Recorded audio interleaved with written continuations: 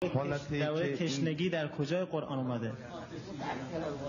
دوای تشنگی. ذالک بأنهم لا یصیبهم ظمأ ولا نصب ولا مخمصة فی سبیل الله. ماشاءالله. میگه تو در بهشت تشنه نمیشی و عریان نمیشی. انک لا تظمأ فیها ولا تضحا. ماشاءالله.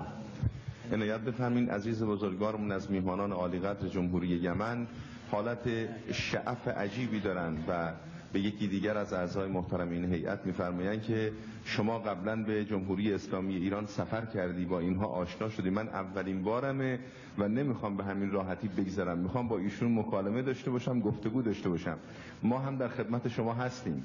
في قوله تعالى بلدة طيبة ورب غفور. بلدة طيبة. أين هي؟ این بلده طیبه کجا بود؟ شهر طیب. سبع.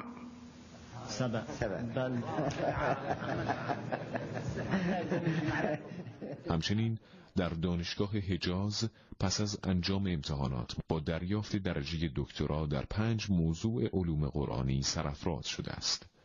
حفظ تمام قرآن با ترجمه، بیان موضوع آیات قرآن مجید، تفسیر و توضیح آیات با آیات دیگر قرآن کریم، مکالمه با آیات قرآن کریم، روش بیان قرآن بر اساس شیوه اشاره. محمد حسین در طول برنامه حفظ قرآن خود ثواب حفظ هر سوره ای را به یکی از معصومین علیهم السلام هدیه می کرد. مثلا ثواب حفظ سوره بقره را به پیامبر صلی الله علیه و آله و سلم، سوره آل عمران را به حضرت علی علیه السلام، سوره نساء را به حضرت زهرا سلام الله علیها و به همین ترتیب ثواب تلاوت و حفظ سوره های دیگر را نیز به دیگر معصومین علیهم السلام نثار می کرد. هنگامی که محمد حسین به دنیا آمد والدینش او را با نور قرآن آشنا ساختند و چنین بود که او در همان سالهای آغاز زندگیش در مسیر قدسی کلام وحی قرار گرفت. پس چه زیباست کودکان در سن 7 سالگی مطابق روایات اسلامی و حتی زودتر به یادگیری و حفظ قرآن بپردازند و فکر و ذهن خود را با قرآن نورانی کنند. خداوند متعال در سوره فرقان بنده های خوبشون رو معرفی میکنن و 12 صفت و ویژگی برای اونا ذکر میکنن. یکی از اون ویژگی ها اینه که اونا همیشه به خدا میگن والذین یقولون ربنا هب لنا من ازواجنا و ذریاتنا قرة اعین وجعلنا للمتقین اماما.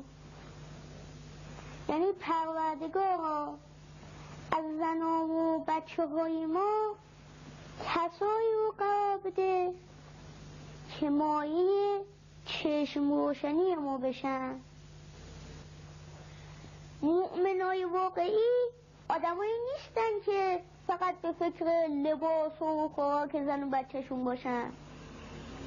مؤمنای واقعی آدمایی نیستن که فقط بشینن و برای تربیت بچه هاشون دعا کنن.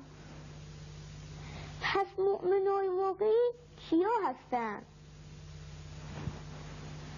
اونا کسایی هستن که تا میتونن زن و بچه هاشونو با قرآن و اهل بیت علیهم السلام آشنا میکنن، تا میتونن اونا رو با اصول دین، با مسائل شرعی، با اخلاق خوب آشنا میکنن.